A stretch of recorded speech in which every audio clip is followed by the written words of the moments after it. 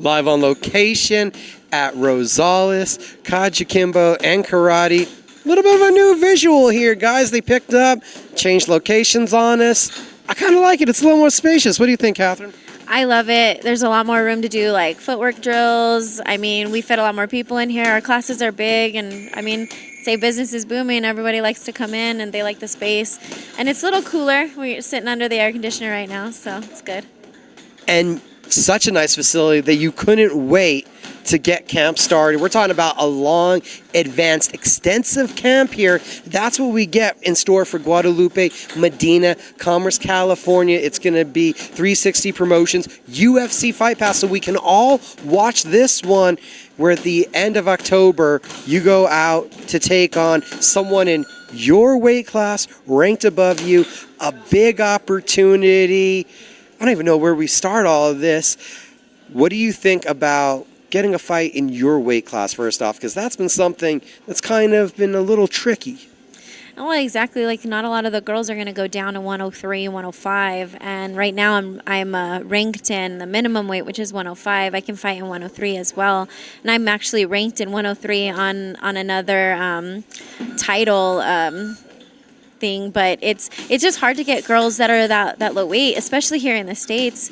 A lot of them are located elsewhere, and it just depends if there's money to send out to make those matches happen. And you know, we're just lucky to get this one, and I'm ready to go. I'm ready to rank up. So is there an extra motivating factor or like just an extra excitement about your own weight class? Because I would just think of it more as a challenge, as went up to Canada recently and took on someone about 8 to 10 pounds heavier than your natural weight class. That was quite a move up. Yeah, you know, we went out to Canada and we knew it was going to be a really good fight, and we were going out there to, you know, I got tested and I felt like, you know, everything that I went out there and did, I improved. And I feel like I passed the test because that was a really big feat. You know, she's a 2-time world champ, and I hung with her and really went toe to toe. And I'm just excited to be in my weight class because this gives me an opportunity to be more available for title shot opportunities. I mean, I'm fighting at 8 and 10 rounds, so you know, just being out here ready to prove that I am here to start fighting for those titles. I want to work towards that. I have a goal. I'm ready to work to it. When you go up to Canada, when you're able to go the distance, a bigger opponent, is it a smile in defeat? It was like, I mean, immediately afterwards, like we hugged. I even went into their camp's like locker room. We talked for a while. It was like really awesome. Like just a really good show of sportsmanship. We got through it, and they were all very amazed by what I put out. They were not expecting me to go out there and do as well as I did, honestly, and we had to actually convince the commission that I could fight 10 rounds. So, I mean, we went and convinced the commission, got to fight 10 rounds, and we showed off a little bit. 10 rounds, bigger opponents, obviously the consummate underdog. You're going into someone else's backyard. Is there like a earning respect factor to what you're doing? How do you feel this path is benefiting you, because you're taking on these hard challenges and literally going out at them? Well, and I mean, that's kind of how I live my life. You know, you're living through grit. Like, yeah, I'm going into like the lion's den pretty much. You know, we don't have a lot going for us. Everybody's really going for the hometown girl, the signed girl. And I accept that challenge. I mean, it's harder. It means I have to work harder. Putting yourself in those positions just gets you ready to be on a higher stage, because you don't know who's rooting for who and who's going to be cheering for who, and you know who's going to be the underdog. And I don't mind being the underdog because you know I'm that hardworking, endurant, dedicated, and I'm willing to push through with grit. Like, you know, that's what I want to represent and you know speak out for. So, not to mention, we've brought it up before, but you come to this sport like third-darily. You've done many other athletics before. You're had children, so this is a later down the line thing. So you've been playing catch up, and it feels like you've taken that seriously.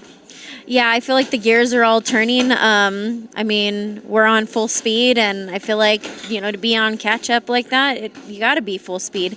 Just kind of pushing through whatever obstacles come our way. We want more wins, obviously, than losses, and I mean, we're here to play. This isn't something that I'm just doing on my pastime. Like, we're here to get in that ring and be a good opponent. We have about 2 months ahead of us. You got some time to put this camp together. What do you formulate doing for this big opportunity?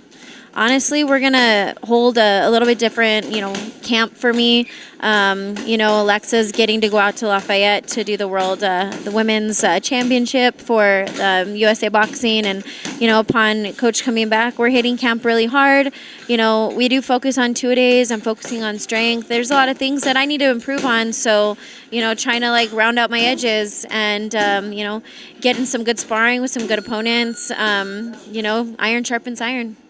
We know that there's always these incremental developments, something that makes you proud of. What's been the most recent development that you've been proud of about your game? Honestly, I'm a week and a half away from getting my master's degree, so I'm super excited about that. It's been a long, couple of years just trying to gruel out that homework and that accomplishment. I actually graduate the week before I go out to fight, so I'm looking for a double dub, So how close are we to letting you fully focus and indulge on a camp? Because working, master's degree, and camp, that's a lot of stuff to going on in one day. Well, we start, honestly, I know camp starts in a couple weeks, but my camp started the moment I found out. So I'm always training. I always want to be serious about my sport. I feel like that cuts the difference between people that are, it's like fair weather sport people. I only want to do this when I get a good opportunity. I want to sharpen myself the best I can because I only have so many years to be doing this, and I need practice, and I'm just working hard towards it, and not much more I can say. I have to get myself in prime shape, and I already started. My mindset is on full focus. I know what I need to do, and we're just sharpening all these little, curving the edges, sharpening all my skills, trying to get me ready. Do you look at that ability to multitask, to focus in, because you have to do it with your life, with taking care of the kids, with trying to get a master's degree? Do you see that as an advantage heading into the fight, that ability to focus on details? Absolutely. I feel like my ability to pre-plan, just like I'm doing, I'm pre-planning my camp. I feel like that really does make the difference. So if I plan my day much better the night before, I do much better the next day. And just keeping that preparedness is just a good mindset. It doesn't become just something you might do once in a while. It becomes a lifestyle, and that's kind of the way I have to live my life. I have a lot going on, and I don't see that slowing down. My kids are getting older. I'll have all 3 in high school within the next 5 or 6 years, and it's going to be a fun ride with all the different sports I got to do on top of what I want to do. I just think that, keeping that organization, staying prepared, it really does make the difference. I can tell if I did not plan the night before, I have a not so great day the next day. So. October, she's got plenty of time to put in for camp. Katherine Renee Lindenmuth, thank you for the time. Thank you so much.